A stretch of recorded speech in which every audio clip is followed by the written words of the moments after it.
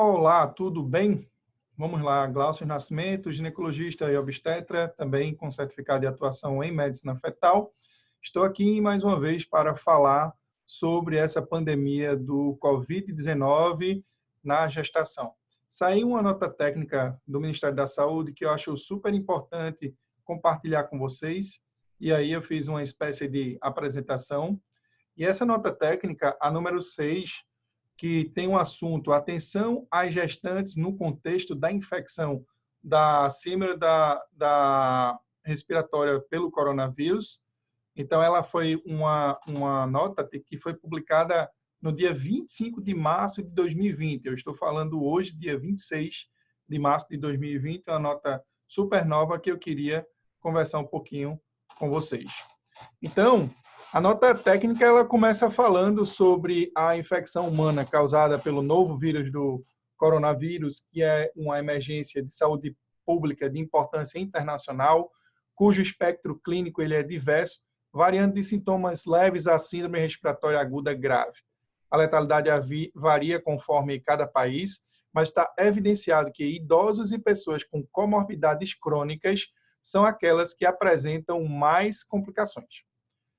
No momento, não foram desenvolvidas vacinas ou medicamentos com comprovada evidência científica para seu tratamento definitivo e, atualmente, o manejo clínico é voltado para o suporte e controle dos sintomas.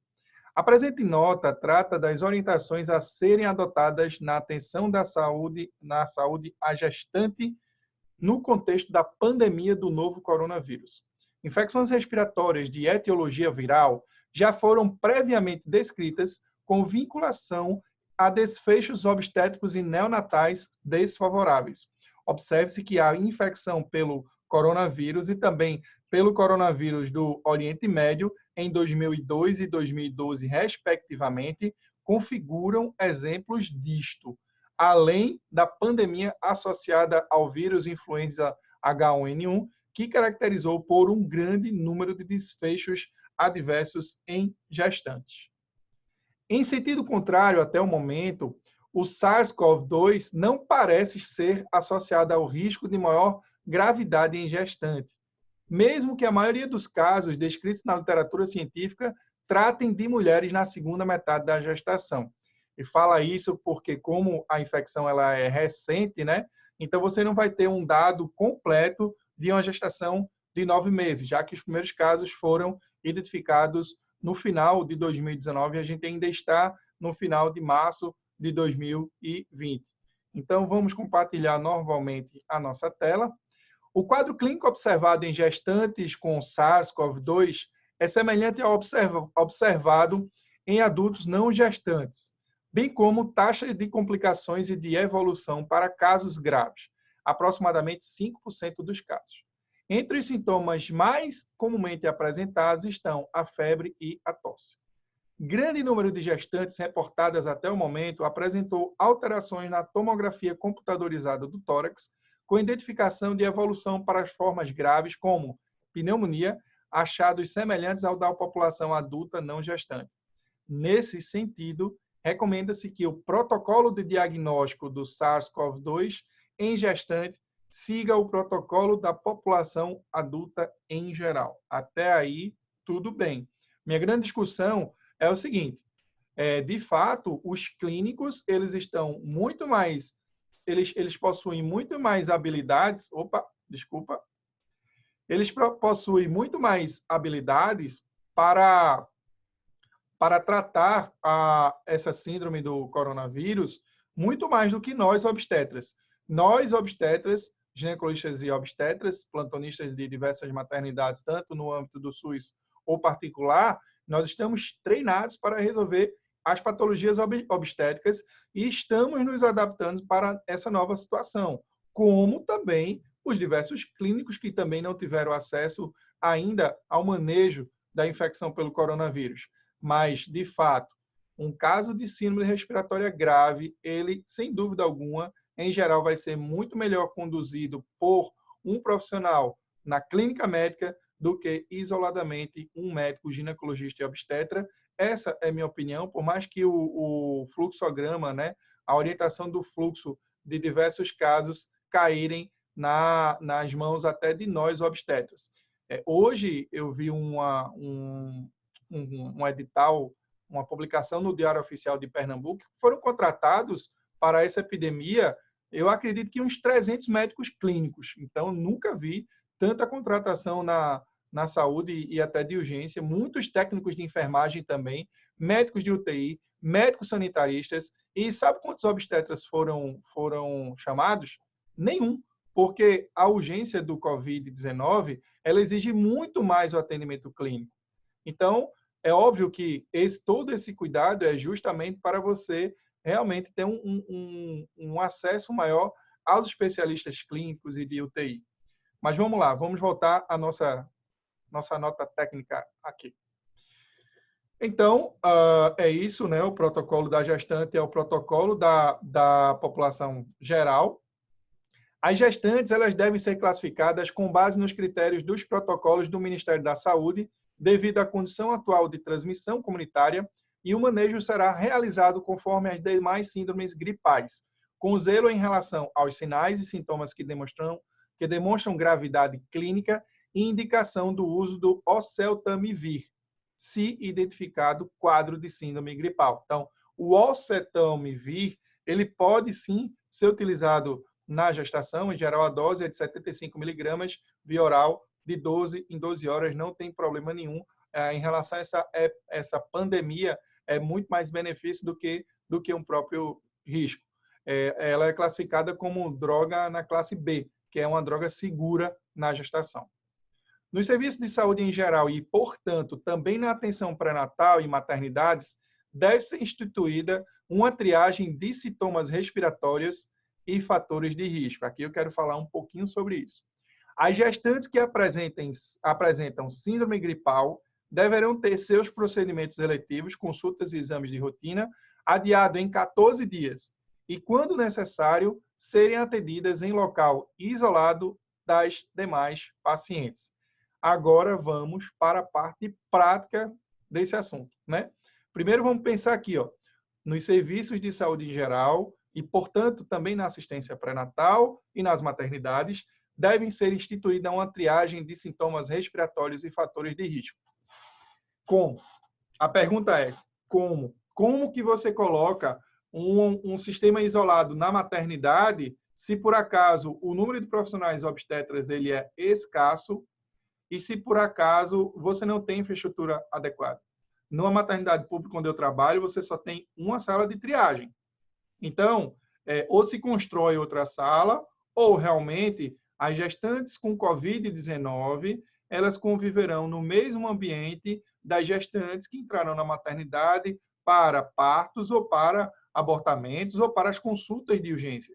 É aí onde não faz sentido. Não faz sentido você expor para a população das gestantes o mesmo lugar de atendimento das gestantes com sintomas respiratórios. É interessante você ler uma nota técnica, é super interessante, mas essa nota técnica ela precisa ser adaptável, né, aos serviços de saúde. Então, por exemplo, na maternidade onde eu trabalho, como é que a gente vai fazer isso com 2 obstetras? Vai ser o mesmo profissional que vai atender na triagem ao quadro respiratório e vai também atender as pacientes de urgência? Soa um pouquinho estranho, principalmente se você não tiver um outro ambiente. Então, e outra coisa, como esses sintomas, esses casos, eles vão aumentar, então, beleza, quer colocar uma triagem específica para infecção respiratória? Beleza. Agora, então, também chame mais gente para trabalhar na maternidade. Porque a minha preocupação é o colapso na saúde materno-infantil, principalmente da rede pública, porque na rede privada, em geral, você tem mais recursos para isso. E, sem dúvida alguma, eu volto a afirmar, uma paciente com síndrome respiratória grave, ela vai ser muito melhor conduzida numa urgência clínica por clínicos especializados que estão acostumados a intubar, que estão acostumados a trabalhar em UTI, a lidar com pacientes graves, do que a população de médicos obstetras em geral. Eu ainda sou de uma formação que, na minha residência médica, eu ainda rodei em UTI obstétrica. Então, eu até tenho formação nisso. Eu não estou falando isso por achar nada demais, até porque eu me formei em 2001. Então, em 2001 para cá, diversos profissionais também foram formados dessa maneira. Mas é inquestionável que o manejo ele é diferenciado por um clínico. Não é que... Eu sei que alguns clínicos podem até imaginar, você está dizendo isso para sobrecarregar a parte da clínica médica. Vai sobrecarregar de todo jeito. A minha preocupação, e não é, você está dizendo que você quer sair da frente de batalha. Claro que não. Vão chegar pacientes em trabalho de parto com sintomas respiratórios em que a gente também vai ter que ter o cuidado. A gente está exposto. Lógico que provavelmente numa proporção muito menor do que os clínicos, né? Quem trabalha nas emergências, nas UPAs. Mas a minha preocupação não é essa. A minha preocupação é literalmente com a qualidade do atendimento, principalmente com o risco de infecção que a gente vai ter nas diversas maternidades e também de contaminação entre os acompanhantes, que no caso das maternidades aqui públicas, em geral, elas ficam uma do lado da outra. Muitas vezes não tem nem divisória nas enfermarias. Então, essa é a minha preocupação, única e exclusiva preocupação, é de diminuir a qualidade da assistência nos casos graves dessas gestantes, tá bom? Então, é preciso criar realmente esses locais de atendimento da gestante, o que em curtíssimo prazo fica bem desafiador, bem difícil. Em relação aqui, realmente, as gestantes, elas precisam adiar os exames de rotina em 14 dias. E aí fica também um questionamento, mas será que realmente as gestantes elas têm a facilidade de marcação de consulta de pré-natal no Sistema Único de Saúde? Era interessante que as usuárias do Sistema Único de Saúde, elas escrevessem nos comentários desse vídeo se por acaso elas têm realmente essa facilidade de aguardar 14 dias, né? Então, vamos prosseguir. Falando agora, todas as gestantes assintomáticas ou sem síndrome gripal deverão ter preservado seu atendimento, posto o caráter autolimitado na gestação, cujo desfecho em parto é inexorável, de tal modo que a suspensão ou o adiamento despropositado podem culminar em perda de oportunidades terapêuticas de atenção à mulher, ao bebê e à família, inclusive para eventos graves, como infecções sexualmente transmissíveis. Eu gostaria de trazer um adendo sobre esse ponto, né? Porque é fácil, né, você chegar e dizer que tem que estar preservado o seu atendimento, né? Vamos para a parte prática. Uma gestante com síndrome gripal aqui no meu consultório. Nós temos uma recepção que é usada por todos, né? Então, assim, como é que eu vou atender no consultório uma gestante com síndrome gripal? Não tem como, né? O ideal é que ela seja atendida na urgência, no local isolado, como já foi dito. Então, não tem como fazer esse isolamento no âmbito de consulta, no consultório, como o meu, são vários consultórios são assim. Eu não conheço nenhum consultório que tenha uma sala de isolamento para chegar a atender, está preparado para o Covid-19, como também eu não sei se no SUS você já tem essas salas. Vão providenciar, né? Mas eu não sei até que ponto. Então, em geral, o quadro com síndrome gripal segue a orientação atual. Fica em casa e trata. Está inseguro porque tem algum sinal de gravidade, vai para a urgência para ser triada se tem realmente sinal de gravidade. Mas a consulta de pré-natal, salvo situações especiais, está com aumento de pressão, está com, sei lá, dores de cabeça, tontura, quadro que realmente, digamos assim, diminui muito a qualidade de vida, ou realmente não dá para esperar, passou do tempo, está com 40 semanas de gestação, está com 39, aí são casos excepcionais. Mas, em geral, no caso de síndrome gripal, no caso da suspeita de Covid, tem que ficar em casa mesmo, não é para continuar o pré-natal de rotina, não. Passou os 14 dias, retorna. Penso assim. Vamos lá. Então, repetindo aqui, todas as demais gestantes assintomáticas ou sem síndrome gripal, exatamente o que eu falei, deverão ter preservados o seu atendimento, por conta do caráter autolimitado. Mas, ainda assim, eu acho que essa questão do isolamento, eu vou manter a diminuição no número de atendimentos, com certeza. Eu não vou ficar atendendo, limitar também o número de acompanhantes, até para expor menos na consulta de pré-natal e na sala de espera. Então, a gente vai enfrentar um meio termo, que será o atendimento normal e o atendimento, digamos assim, ideal. A gente vai ter que chegar muito próximo do atendimento ideal, ou, na verdade, algo intermediário, que eu queria dizer, entre o atendimento normal e o atendimento numa questão, literalmente, de atender só os casos mais graves, ou esses casos que precisam de uma maior atenção. Então, a gente vai ter que se acostumar com algo intermediário. Desse modo, recomenda-se a continuidade das ações de cuidado de pré-natal de todas as gestantes assintomáticas, resguardando o zelo com a prevenção de aglomerações, olha aí o que eu falei, com as melhores práticas de higiene e com o rastreamento e isolamento domiciliar nos casos suspeitos de síndrome gripal.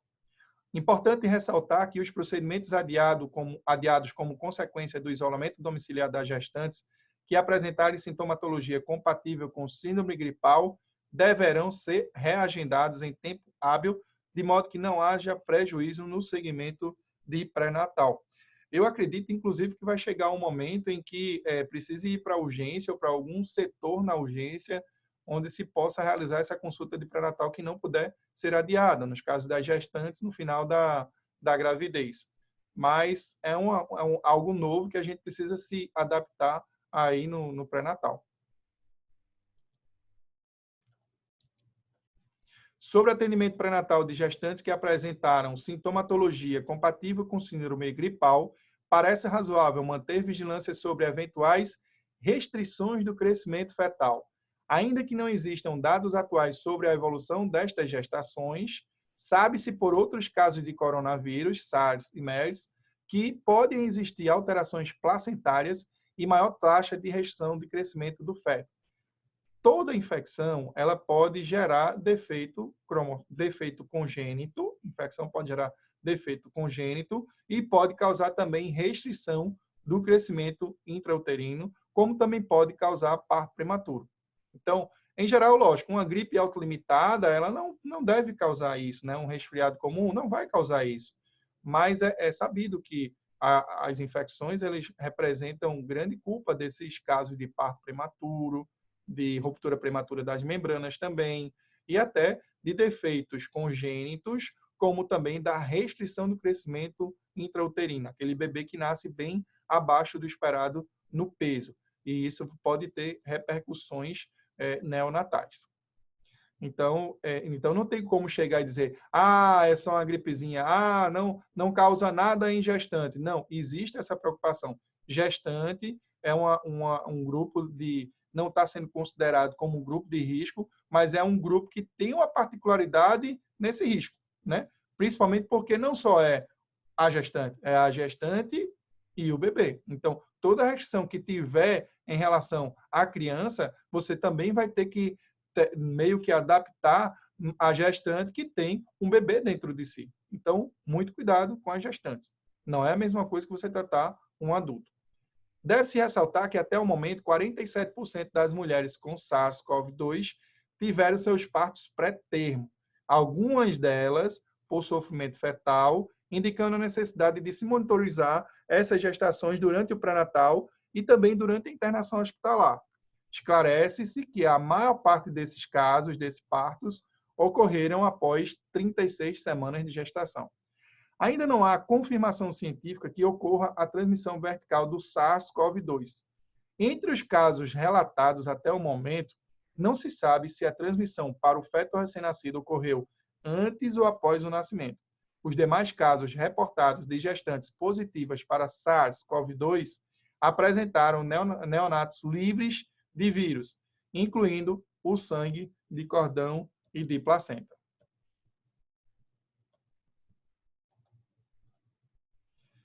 Portanto, parece improvável que haja transmissão vertical deste vírus de forma semelhante ao previamente observado no SARS-CoV e o MERS-CoV, que foi o caso lá do Oriente Médio, e a infecção antiga que teve pelo próprio coronavírus.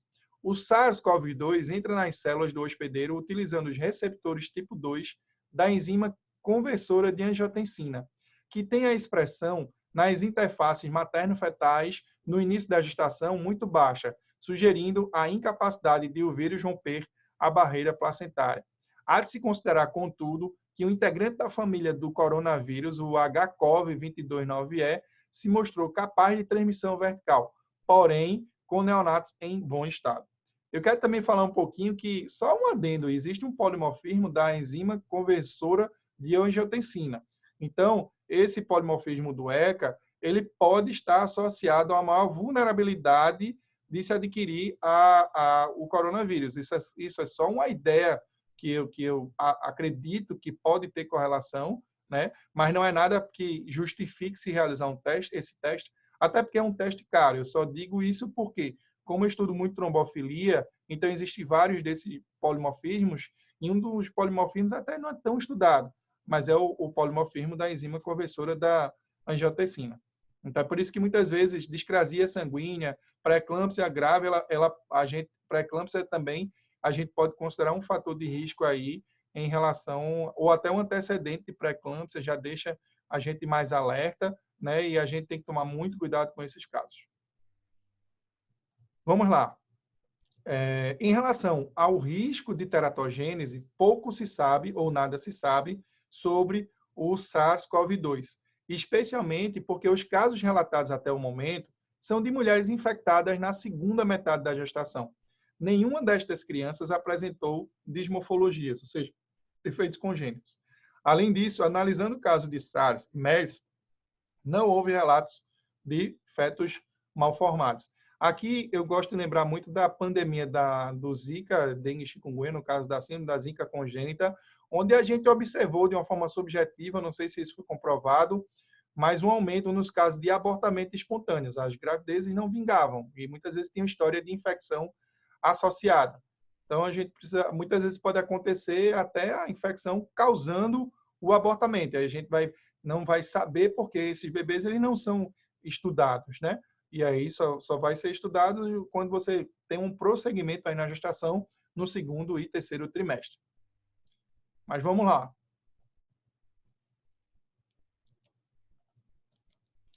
Contudo, quando disponível, olha a mensagem subliminar que eu vou conversar sobre isso. É prudente a realização da ultrassonografia morfológica no segundo trimestre, em mães com infecção pelo SARS-CoV-2, visto que não dispomos de dados suficientes para afastar esse risco. Por que coloca quando disponível? Sabe por que essa mensagem subliminar? Porque em nível do Sistema Único de Saúde, eles colocam a ultrassonografia como não sendo obrigatória no pré-natal. Por quê? Porque é custo, questão financeira. Então, numa pandemia, justamente, quer melhorar a saúde da gestante? Poxa, ofereça, principalmente no SUS, ultrassonografias morfológicas. É preciso discutir isso. Não faz sentido, em 2020, nós estamos limitando a ultrassonografia das pessoas que mais precisam, principalmente nesse período de pandemia. Então, era sim interessante montar um mutirão para a realização de ultrassonografia em massa dessas pacientes que sequer têm um pré-natal adequado. E aí é isso que eu queria ver. Gestantes do SUS, comentem esse vídeo. Eu quero saber se é fácil vocês fazerem ultrassonografia, se é fácil vocês terem acesso ao pré-natal. E podem ter certeza que com essa pandemia, a maior probabilidade é que esses recursos, que essas oportunidades diminuam ainda mais, até pela crise financeira que vem por aí. Eu não estou falando isso com negativismo, mas assim, às vezes a gente precisa ter noção da realidade para poder até cutucar ou até, tipo assim, provocar quem manda na saúde. Né? Eu não sou político, eu não tenho interesse político, eu não sou chefe, eu não sou coordenador de absolutamente nada, eu sou apenas um médico que está na assistência pública e também privada, mas eu sei como que acontecem essas coisas. Na época da Zika e da chikungunya, eu falei da importância da alimentação e das condições de vida, e muita gente ignorou, já falei até numa reunião científica, a primeira reunião científica que teve lá no Centro de Pesquisa Geo Magalhães, aqui em Recife, e foi ignorado. Depois saíram as pesquisas informando que tinha, sim, a correlação das condições de vida da população e também a questão da nutrição. Então, é o que eu estou dizendo. Se não fizerem nada em relação à saúde materno-infantil, os indicadores de saúde materno-infantil vão piorar. Já vai piorar, por conta eles já vão piorar por conta da própria pandemia. Isso aí é um fato. Mas ele pode piorar ainda mais se a gente não fizer nada em relação à saúde materno-infantil. Então, problemas como superlotação de maternidade, eles precisam ser melhor discutidos. Problema como funcionamento de maternidades com equipe incompleta, eles também precisam ser discutidos. Não é porque a gente tem a pandemia do coronavírus que a gente vai deixar de enxergar os problemas que já existem na saúde materno-infantil. Mas vamos lá, vamos para a nossa nota técnica aí. Quanto à assistência ao trabalho de parto e parto, observa-se, aí assim, só para lembrar, ó, contudo, quando disponível, o governo devia dizer que vai sim disponibilizar mais ultrassonografias para as gestantes, entendeu? Quanto à assistência ao trabalho de parto e parto, observa-se discordância das opiniões quanto ao clampeamento imediato ou oportuno do cordão. É verdade. A opinião do Royal College do Reino Unido é que, em partos vaginais, há importante contato do feto com secreções maternas, com a recomendação de aguardar 1 minuto para o clampeamento do cordão, uma vez que não aumentaria o risco de transmissão vertical. Então, isso para o parto normal. Essa afirmação é suportada pelos estudos que não encontraram SARS-CoV-2 em sangue de cordão, de modo que, mesmo para partos cesarianos, o clampeamento oportuno do cordão, quando indicado, pode ser realizado. Então, a princípio, você faz o clampeamento precoce, mas eu já li também na literatura que, quer dizer, a princípio, você aguarda 1 minuto para o clampeamento do cordão. A partir de 30 segundos em outros países já é considerado clampeamento tardio. 1 minuto é tranquilo. Agora, existem realmente publicações que orientam o clampeamento precoce, ou seja, antes de 30 segundos. As gestantes que são profissionais de saúde, que atuam na atenção a pessoas potencialmente infectadas com SARS-CoV-2, procurem o serviço de medicina do trabalho de sua instituição para avaliação dos riscos, principalmente em razão das recomendações para que sejam particularmente rigorosas com as medidas do distanciamento social, evitando o contato com o outro tanto quanto possível. Então, ó, aqui está bem claro, né? Procurar o serviço de medicina do trabalho de sua instituição. É preciso um meio termo, até porque, por exemplo, nos casos de profissionais de saúde, né? Enfermeiras, técnicos de enfermagem, médicas, fisioterapeutas, elas estão na linha de frente para alguns casos. Mas, por exemplo, se você tiver no trabalho, você vê com uma circunstância que você não coloca em risco, vou dar alguns exemplos. Vamos supor que nós tenhamos, por exemplo, teleatendimento, gestante realizando teleatendimento, né? Ela não vai ter um risco, porque não vai ter um contato direto, né? Desde que você tenha um material adequado, a higienização adequada, não tem problema, né? Da mesma forma para diversas profissões, para as diversas especialidades. Então, tudo vai ter que ser levado em consideração. É claro, me parece muito óbvio que a gestante que está na linha de frente, realmente, em situações excepcionais, ela não deveria estar na linha de frente. Agora, por exemplo, vamos supor que tem uma gestante que ela sabe dos riscos e ela quer enfrentar. Poxa, aí realmente a gente fica numa situação difícil, né? Porque eu até fico orgulhoso por isso. Mas eu não fico em cima do muro. Mesmo você que por acaso quer enfrentar a questão do coronavírus, eu não acho que você precise estar na linha de frente. Você pode ser muito importante também em outras funções. É só ter um pouco de criatividade, procurar o serviço de medicina de trabalho para resolver o seu local de trabalho ideal, tá certo? Então, não vale a pena também fazer parte desse heroísmo desnecessário num período tão importante da gestação, principalmente no 1º e 3º trimestre, tá bom? Mas, em geral, não recomendaria uma gestante estar literalmente na linha de frente.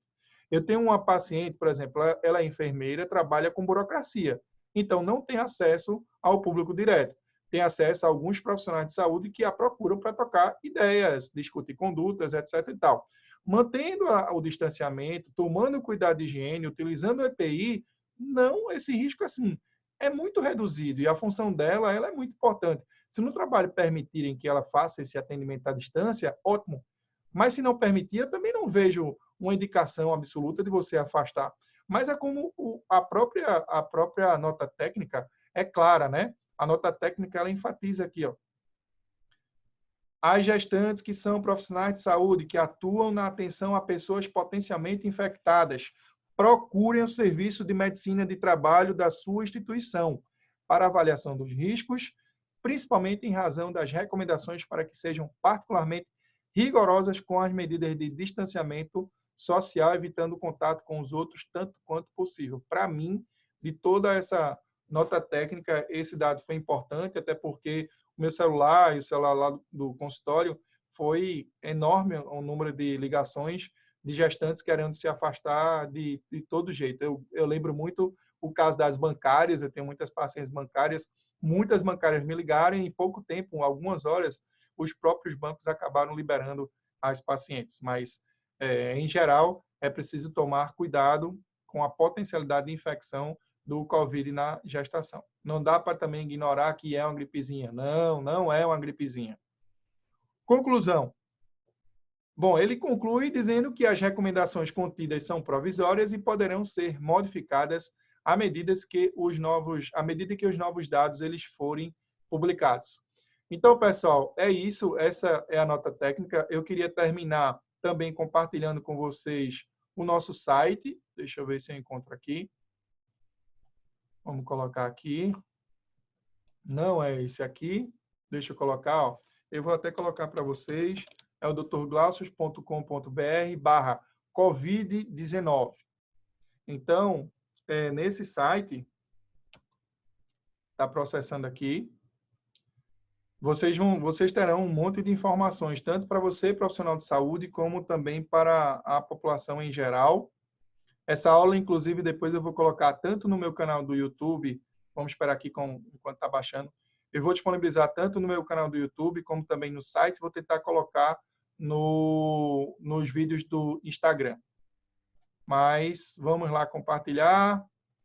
Acho que ainda está pensando, estou cheio de aba aberta. Então, aqui, ó, nós temos vídeos para as minhas pacientes e para quem interessar, atividade física na gestação, uma live que eu respondi um monte de pergunta. Aqui tem um texto muito legal sobre o Dia da Felicidade e essa adaptação com o coronavírus. Mais live que eu gravei. Então, tem um conteúdo, eu acho que eu gravei algumas horas já sobre esse assunto. Tem perguntas e respostas traduzidas já da Sociedade de Medicina Materna e Fetal. Tem também perguntas e respostas do CDC. E nós temos também, para profissional de saúde, o algoritmo do ACOG. É super importante lembrar esse algoritmo. O perfil clínico e epidemiológico. Tem um trabalho aqui que mostrou o perfil epidemiológico. Esse protocolo de entrada e saída de casa. Então, ó, viu aqui? É só clicar, ó, vai abrir e vai mostrar esse protocolo de entrada e saída, que também é muito interessante. Está abrindo aqui, aguarde só alguns segundos.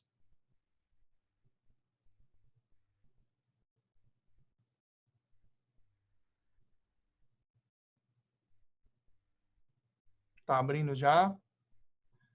Então, está aqui, ó, protocolo de entrada e saída de casa. Eu achei muito legal isso aqui. Disponibilizei também nos meus stories. Mas a gente também tem muita coisa legal. Inclusive, eu estou colocando todos os protocolos que eu considero interessante.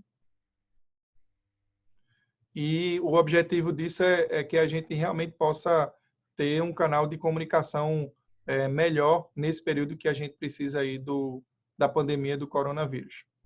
Vamos ver se já processou. Ainda está pensando, eu estou com um monte de abas abertas aqui. Pronto. Então, também tem para profissionais de saúde. Então, é só clicar. Ó, sobre cloroquina, os principais informes da Sociedade Brasileira de Infectologia, uma das principais sociedades a serem seguidas nesse momento. Tem livro, tem protocolo da Secretaria de Saúde de Pernambuco, do Ministério da Saúde, o protocolo do Real College de ginecologistas e obstetras, o algoritmo da ACOG. Então, tem muita informação legal. Eu gosto muito de lembrar esse protocolo, que ele é um protocolo que ele está sendo seguido em relação à gestação. Então, quais são os principais sintomas da paciente com COVID-19, né? Os sintomas incluem febre, veja, febre é só a partir de 38 graus Celsius. Ou, não é I, é ou, um ou mais dos seguintes sintomas: tosse, dificuldade respiratória ou falta de ar e sintomas gastrointestinais. Se não tiver nada disso, cuidado pré-natal de rotina. Depois, se você tiver, o que é que você vai fazer? Avalie a gravidade. Tem dificuldade de respirar ou falta de ar?